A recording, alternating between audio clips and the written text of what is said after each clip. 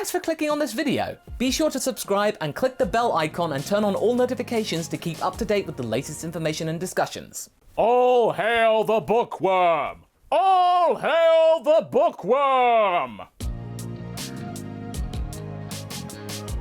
Hey guys, MasakoX here. Now, one of the biggest bugbears of mine regarding the world of Dragon Ball is the inconsistent handling of Gohan within the show's history.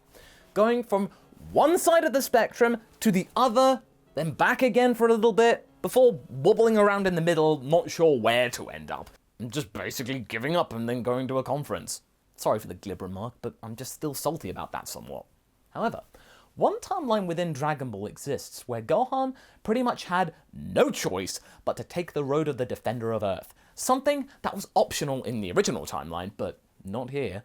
After the events of the history of Trunks, Trunks also had no choice but to take on the role of Earth's last hope and the new Defender of Earth, and we all know what happened there. He went and bungled up multiple timelines, but at least he had good intentions! But in this story, however, there's no need for Trunks to bungle anything up, nor are there any timelines to be toyed with. For you see, had one change occurred which resulted in Gohan surviving, things might have ended up much more secure in the future, making it far more fun than it was in the infamously dark and bleak special. That was really, really intense, wasn't it?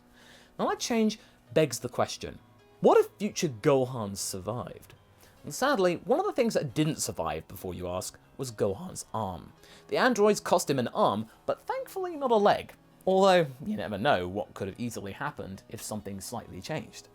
Now what we do know is that the androids had gone from terrifying individuals that held the world to ransom to just merely being footnotes in human history, keen to be forgotten by the populace after nearly 2 decades of tyranny. In the last part, we've gone quite a far way into Dragon Ball Super's timeline, with quite a lot of things changing, including the non-event that was the Buu Saga, the establishing, or more accurately, non-establishing, of the likes of Goku Black, who never existed, and how Zamasu was no longer a thing to be concerned about, as well as the arrival of Lord Beerus. He was still a thing. He arrived on the scene, and he was about to take out the planet Earth, except for the quick thinking of Gohan which stopped him, and the performance of the Saiyan ritual that bestows the godly powers to Gohan to make him the legendary Super Saiyan God of old, not Goku, and something not seen since the days, supposedly, of Yamoshi, the original one.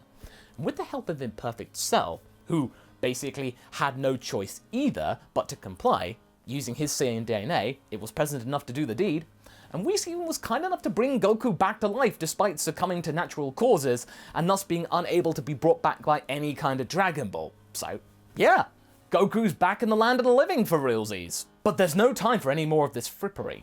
We need to get back to the main matter at hand. And that is, of course, the pressing issue of Beerus' ever-decreasing patience. He wants food or a good fight. Maybe not necessarily in that order. Something that pretty much resembles Goku when you break it down like that in a way. The battle begins with Gohan's power increasing drastically, and him actually embracing this newfound power, unlike his father in the original, who kind of detested the easy nature of him receiving it.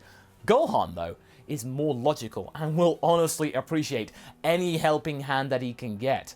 Besides, getting to feel this newfound ki will be excellent research for his new book on energy that he was thinking up. Yeah, about ki, and it is something, if you're aware of future timelines or Dragon Ball Online, that is a thing. Gohan does go on to become an author about ki control. Beerus is clearly the stronger being, though, in this battle, but he can also understand and appreciate the smart and methodical nature that Gohan is exuding right now. And not to mention the adaptability that he shares with Goku. He remembers it when the cat and the Saiyan fought back on King Kai's planet. It was something clearly passed down from father to son, and it's something that Beerus is getting more and more keen to keep around, regardless of the status of food. And that is something unheard of. Now, as this is going on, Imperfect Cell is just standing there and then spots some food laid out, as there was a gathering of people earlier on for a party, and he takes himself off to snack on various treats, which the Bugman finds absolutely delicious, after years of feeding off of creatures of the forest especially, and maybe the occasional dinosaur if he was feeling plucky. Bulma observes this with curiosity, and remembers when they discovered Jiro's lab one time, years after trying to search for it out of curiosity. With the job of defeating 17 and 18 long done, and the likes of Gohan, Trunks, and Bulma wanting to do some kind of digging and a little bit of treasure hunting to pass the time. They simply found Jiro's lab. They found it all and discovered blueprints hidden amongst the long-aged computer tech and dusty laboratory. It took them a while, but they did find it. They had no pressing matters. And after not really finding any obvious signs of life or much stuff of value, Bulma then logged on to the main computer of the lab and discovered it was still active after all these years. The sublab was still functional, and in the middle of producing a biomechanical life form marked as Cell. There were reams of data to be had, but the location of this beast was not confirmed. Little did they know that the beast in question was gestating right underneath them. And that's why Gohan and the others knew about Cell, and guessed that surely it would be wandering around Earth somewhere, and strong enough to be sensed. I just thought I'd clear that up for some people who are curious about how this future would know of Cell without having learnt about him from the past or original timeline. Bulma is seeing Cell as some kind of an animal that can be tamed with food. So, no different from Goku then, am I right? And after decades of no human contact, Cell had devolved into a simple creature, lucky to be able to still converse, albeit poorly. And without 17 and 18 around to become perfect or anything, Cell is basically a walking, talking Capsule Corp experiment in the making. But back to Gohan. With Beerus far less aggressive without pudding being a thing, the cat is actually enjoying what he's seeing. This is quite possibly one of the few mortal life forms that he's ever seen, as a GOD, that hasn't been a complete and utter waste of his time. It has to be recognised, of course. He will only slightly hurt them instead of destroying them. Quite an honour if he dares say so himself. However, Gohan is getting a much better handle on this energy that he's been given, unlike his father in the original, who just used it and didn't take the time to understand it properly. He just wanted to be rid of it. Gohan has been holding back, and now feels like he can turn up the heat, figuratively, and give the GOD a better challenge. Do robotics work well with God Ki? Well, let's find out. Powering up more, Gohan launches himself and dodges out of the way before causing Beerus to lose sight of him for just a brief nanosecond. But that is enough for Gohan to get right behind him and shout, "Masenko!" and send Beerus flying several hundred feet, his back singeing incredibly from the essentially point-blank attack. Trunks is amazed by how fast Gohan has become, but at the same time, he's not surprised at all. Gohan thinks things through, instead of his father's more action-based approach. His master is pretty much on top of this type of ki, and is now on the offensive. Beerus is now beginning to raise his hackles after such a dirty trick, but he's also delighted that he can use more power himself. This goes back and forth for a while, with each party powering up to respond to the other doing so. In the end though, Gohan has nothing else to give, and Beerus tops out at the 70% power cap limit that he had with Goku in the original Battle of Gods. Gohan realizes this, and gives up, powering down. But Beerus is disappointed that Gohan just stopped. That's one thing you don't share with your father, boy. He never knew when to give up. I'm not a boy, sir. In fact, he looks at Goku. I think I'm older than my dad now. Man, this is weird. Oh, I've seen weirder things in my day on the job, Gohan. Beerus winks and shows a sign of respect before zipping behind Gohan and knocking him out. He gets the last laugh, of course. This catches everyone off guard, and they're now concerned that Beerus is about to destroy Earth anyway, despite Gohan's performance. Spare the dramatics, mortals. I'm not going to destroy your puny world today. On one condition. Make sure that that boy is fit and ready to face me again. Whis will be back here in 1 month's time to begin his training.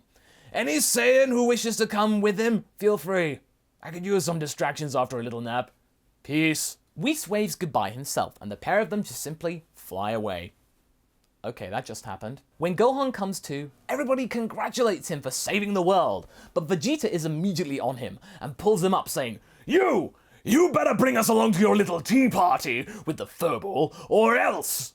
Gohan's still a little dazed, but he finds Vegeta's protests funny, but he agrees that he can come along and train eventually. But for the first encounter, he just wants to bring Trunks, since the two of them have trained together the most. And if it goes well, then Vegeta and Goku can come along too. In the meantime, the two full-blooded Saiyans will have to make do with just simply training with each other. And then the two look at one another and smirk. I guess this isn't such a bad compromise, but you better keep your promise, bookworm. Gohan laughs and reaffirms his promise. Sure enough, Whis takes Gohan and Trunks to Beerus' place, and the two begin their long training regime under mostly Whis. Gohan is annoyed at exactly how often Beerus naps, whilst the two Saiyans are going at it hard with Whis. However, it proves to be for the best, as Whis is a far better trainer than Beerus could ever be. And in time, Trunks acquires the God powers, and they both ascend into the powers that are Super Saiyan Blue. And just in time, too. Frieza is still a thing, remember? You know, prior to the Trunks saga and the Android saga, the Z timeline was the same. The Resurrection F arc begins with Earth having to defend itself against this tyrant, after his minions have recovered the bits and pieces that were left from Mecha Frieza's tussle with Goku years ago in the future timeline, because remember, Future Trunks wasn't a thing. We get Frieza coming down to Earth, and pleased to see Goku and Vegeta already here to greet him. Well, both of the monkeys are here to greet me. I thought I'd have to fight the side attractions first, but no, I get the main event already. I'm touched, monkeys, I really am. It shows that you're ready to fall after that misstep before. Alright, I won't waste your time anymore. Goku and Vegeta power up to Super Saiyan 2 and begin to work together, and so far it's going well, as both the Saiyans are proving to still be stronger than Frieza's upgraded final form.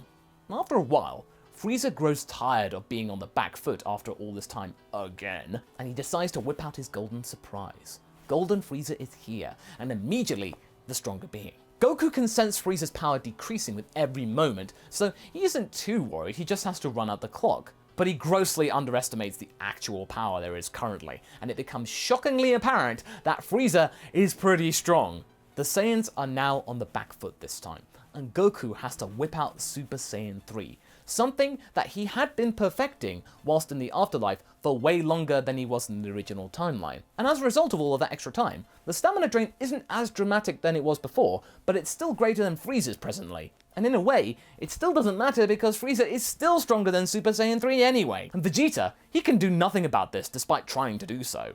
Both Saiyans are at their breaking point. Frieza is loving this. Oh my! It seems that I tried too hard! I really hoped this act of revenge would have lasted longer. Pity. But this time, I'm not going to be so sporting as you were with me. Goodbye, monkey! Two figures have arrived. Gohan and Trunks got here just in time, alerted by Goku's Super Saiyan 3 power boost, and thanks to Whis' speedy taxi service. Gohan felt this power, and it was strange. Why would his father use this? Something bad must have happened, and he was right. Frieza isn't impressed by these two punks getting in the way, but Gohan remembers Frieza all too well from his childhood, and doesn't wish to give any quarter to this tyrant. Frieza, I don't know if you remember me or not, but I remember you. I remember how you watched as civilizations burned, how our friends on Namek were wiped out so cruelly. Well, I plan to remember one more thing about you. Your death. And that's where we're going to leave things for right now. So what do you guys think? Do you feel that Gohan could really step up to the role as Defender of the Earth with this divine power? How will Goku and Vegeta take to being simply second fiddles here?